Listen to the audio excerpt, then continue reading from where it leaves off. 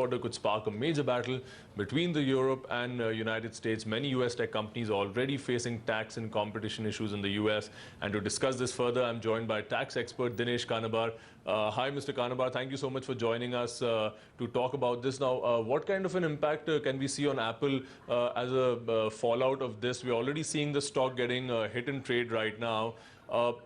A little under $14 billion is the amount that they have to pay. What kind of an impact do you see?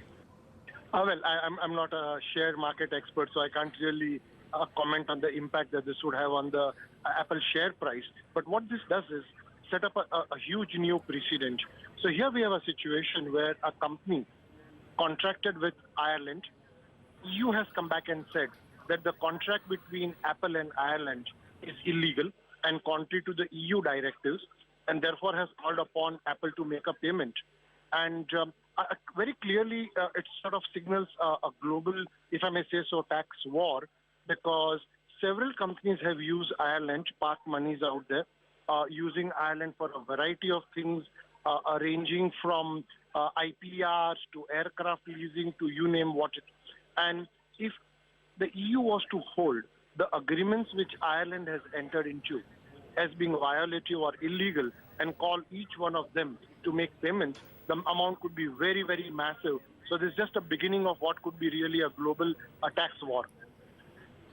Right, Mr. Kanabar, but specific to this case, now we were to talk about Apple and not the stock, but now this agreement has been in place since 1991, and during this period, Apple has obviously made windfall gains. Like Julia was just telling us, their cash on the books is around close to $216 billion. 13 billion is just scratching the surface. It's pennies pretty much. And when you combine this with other companies as well who've been doing this, taking advantage of the double Irish tax scheme, do you really think that this actually makes a significant dent in the system?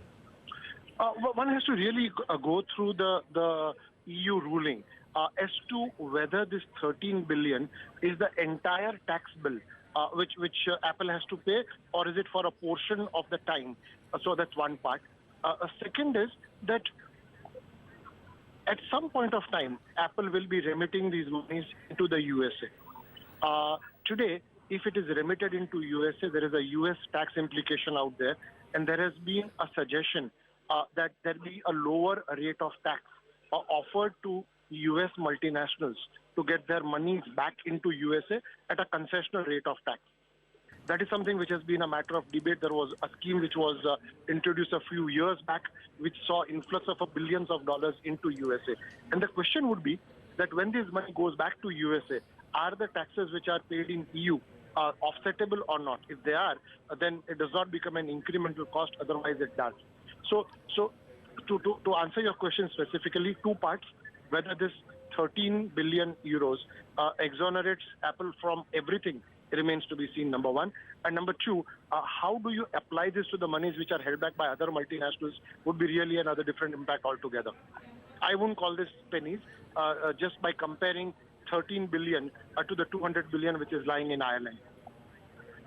Right. Thank you, Mr. Kanabar. Unfortunately, we are out of